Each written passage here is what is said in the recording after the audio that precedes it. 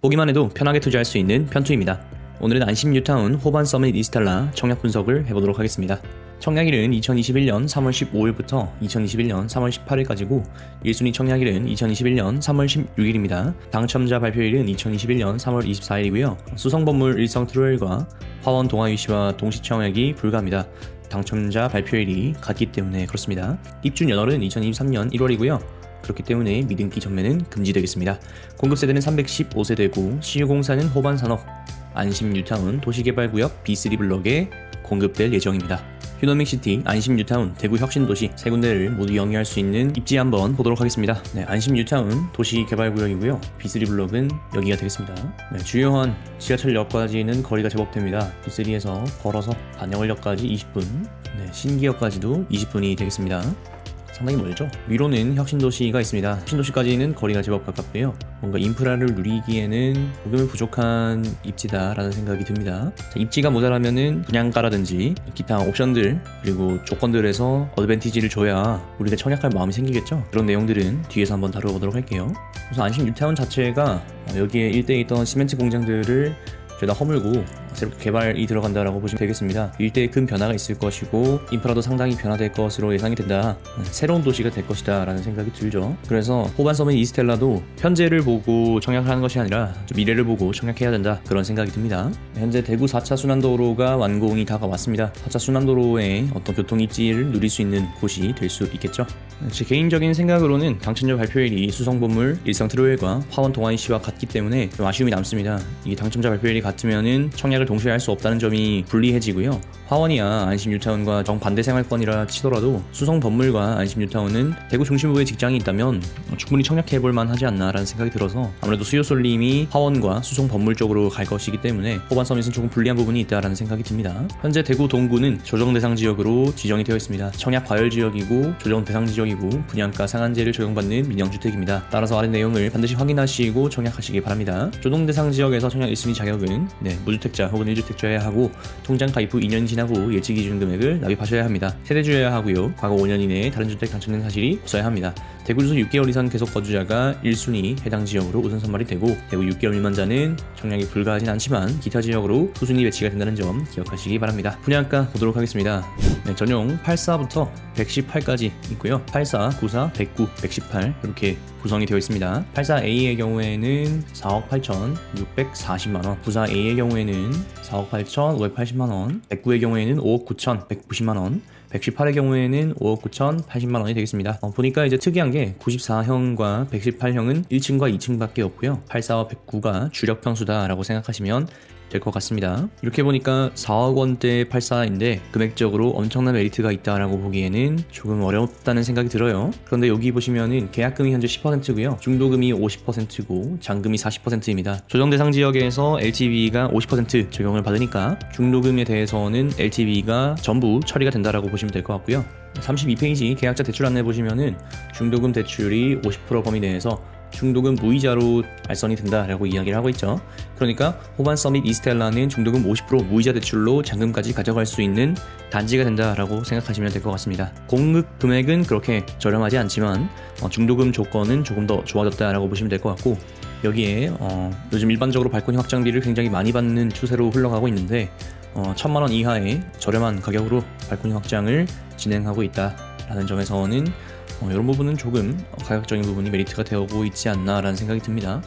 공급 금액 자체는 조금 비싼 감이 없지 않아 있지만 발코니 확장비나 무이자, 대출 조건 등이 좀 좋다라는 생각이 들어요. 그래서 계산을 해보면 84 당첨 경우에 계약금 10%인 4,864만원과 발코니 계약금 55만원, 94 경우에는 4,858만원과 발코니 55만원, 합계가 4,913만원이고요.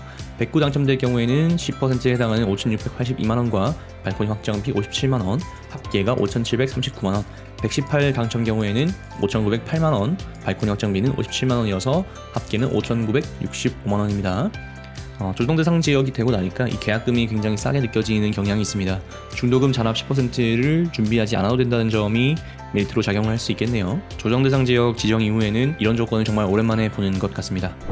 비교 입지로는 유라시티 플라디움 2차와 각산 태형 대시양이 있겠습니다. 그리고 하나 더 가져와 봤는데요. 안심역 코오롱 하늘채 가져와 봤습니다. 안심역 코오롱 하늘채는 사실 여기와는 거리가 좀 먼데요. 안심역 옆에 있는 신축이라서 한번 가져와 봤고요. 거리는 상당히 멀죠. 역세권에 위치하면은 신축 단지의 가격이 어떻게 되는가, 그것을 비교하고자 가져와 봤습니다. 우선 유라시티 플라디움 2차는 2020년 7월 3일에 모집 공고가 났었고요. 분양가는 4.4억 원이 나왔었는데 미달이 났었어요. 안심 뉴타운에 대한 그 당시의 시각도 지금과 별반 다르지 않았다는 것을 확인할 수가 있습니다. 각산 태형 대시양의 경우에는 2009년 준공된 단지고 12년 차인데 구평 기준으로 3억 7천에서 3억 초반대를 형성하고 있습니다. 안심역 코오롱 하늘채의 경우에는 4년 차 된 신축인데 구평 기준으로 6억 5천에서 5억 초반선 나오고 있습니다. 그러니까 호반 서밋 이스텔라의 공급 금액이 결코 저렴하지는 않다라는 생각이 듭니다. 냉정하게 말해서 작년 7월 유라시티 플라디움 2차에 비해서 4천만원 분양가가 오른 셈이니까 여기에다가 계약금 10%, 그다음 중도금 50%, 무이자까지 내걸었죠. 요즘 같은 대구 불구덩이에 이 정도 가격이면 미래를 보고 청약하라는 이야기죠. 또 미달이 나올 가능성도 배제할 수는 없다라는 생각이 듭니다. 동호수 배치도 한번 보겠습니다. 보시면 101동, 102동, 103동, 104동 총 4동으로 이루어진 단지고요. 배치는 괜찮은 것 같아요. 거의 남향으로 주력 평형들이 남향으로 배치되어 있는 모습을 확인할 수가 있습니다. 101동, 2535, 84B 라인은 남동 남서로 배치가 되어 있는 것을 확인할 수가 있고요. 동간 간격은 적당한 것 같습니다. 아무래도 주력이 될 만한 곳은 103동 4호 5호 라인이 되어 있고요. 109 평형은 109가 전용 109가 가장 좋아 보입니다. 독특한 게 층을 보시면은 16층이 가장 높은 층으로 되어 있고요.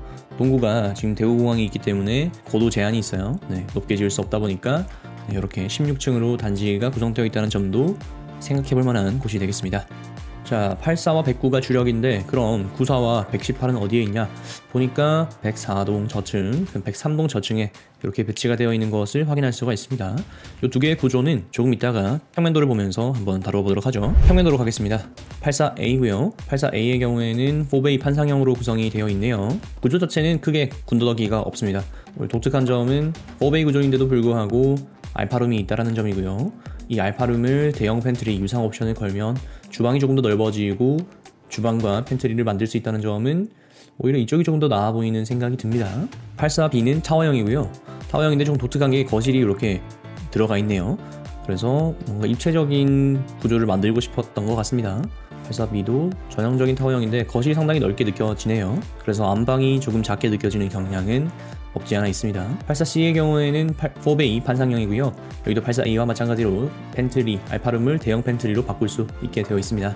그러면 주방이 조금 더 넓어 보이는 효과가 있겠죠. 자, 구사를 보시면요. 구사는 84A 형태의 발코니가 추가되어 있는 형태입니다. 1층과 2층에 발코니가 있다. 요거는 단지 내 조망을 확보하기 위해서 괜찮아 보이죠. 요즘에는 이 발코니가 없는 경우가 굉장히 많기 때문에 여기가 전용 면적이 10 정도 늘어났다라고 보시면 될 것 같아요. 그러니까 구조 자체는 84와 동일한데 이 발코니가 있고 없고가 84와 94를 가르는 중요한 차이가 된다라는 거죠. 94B의 경우에도 84B에 발코니가 있는 형태로 구성이 되어 있습니다. 그러니까 구조 자체는 84B와 다를 게 없는 거죠. 94C도 마찬가지입니다. 84C의 형태의 발코니가 있는 정도라고 생각하시면 될 것 같아요. 자, 그러면 비교를 해보자면 내가 84와 94 중에서 무엇을 골라야 할지 고민이 된다면 내가 발코니가 있는데 저층이어도 상관이 없다. 그러면 94를 가시는 게 좋고요. 나는 발코니가 필요 없고 그나마 그래도 조금 높은 층을 선호한다 하시면은 84를 청약하시면 되겠습니다. 109의 경우에는 4베이 판상형이고요. 여기도 알파룸을 대형 팬트리로 바꿀 수 있습니다. 여기도 군더더기 없는 형태로 구성이 되어 있어요. 드레스룸도 작지는 않고요. 아무래도 수납이 조금 더 늘어난 것을 확인할 수가 있습니다. 현관 쪽에도 팬트리가 있고 그다음에 거실에도 팬트리가 있으니까 북쪽 방을 굳이 팬트리로 바꾸지 않더라도 방으로 한 개 남겨두는 것도 나쁘지 않겠다라는 생각이 드네요. 이거는 84에 비해서 109가 원체 넓기 때문에 그렇게 생각될 수가 있습니다. 118의 경우에도 109에 발코니가 붙은 형태로 구성이 되어 있고요. 109와 118을 비교하자면 내가 저층이어도 발코니가 있는 쪽이 좀 더 좋다 하시면은 118을 청약하시면 되겠고, 그게 아니라 나는 조금 더 높은 층을 원한다 하시면은 109를 선호하시면 되겠습니다. 아무래도 호반 서밋에서 주력으로 보여주고 있는 곳이 109의 103동이니까 109에 청약하는 것이 그나마 경쟁 입지를 가져갈 수 있는 방법이 아닌가 생각이 듭니다. 따라서 예상 청약 경쟁률은 109가 가장 높을 것 같고요. 그 다음 84A, 84C, 84B와 비슷할 것 같습니다. 아무래도 84C는 향에서 조금 안 좋은 입지를 가지고 있기 때문에 84A에 비해서는 84C가 떨어질 것 같고, 그런 의미에서는 84B와 84C가 비등비등할 것이다 라는 생각이 듭니다. 저층과 대형 위주로 되어 있는 118이나 94의 경우에는 경쟁률에서 조금 논외로 하도록 하겠습니다. 109가 아무래도 추첨에 대한 리스크가 없이 향과 조망을 모두 가져갈 수 있어서 인기가 가장 높을 것이라고 생각이 들고요. 84A는 4베이 판상형으로 구조도 잘 나온 편이니까 84A도 청약에서 뒤지지는 않을 것이라는 생각이 듭니다. 입지적으로 아무래도 좀 불리한 부분이 있기 때문에 그런 부분은 충분히 감안을 하시고 청약을 하시고요. 제가 청약에 대한 어떤 조건을 다 만족시키고 있다면 저는 호반 서밋 이스텔라보다는 수성 건물 쪽으로 조금 더 선호를 가지지 않을까, 그런 생각을 해보게 됩니다. 그래서 내가 동구에 대한 어떤 미래 비전과 실거주 입장에서 바라본다고 하면 109 쪽으로 청약하시는 게 조금 더 나은 방향이 될 것이다 말씀을 드리고 싶습니다. 네, 이 분석이 도움이 되셨기를 바라면서 여러분의 청약이 당첨되실 수 있기를 기원하겠습니다. 이상으로 보기만 해도 편하게 투자할 수 있는 편투였습니다.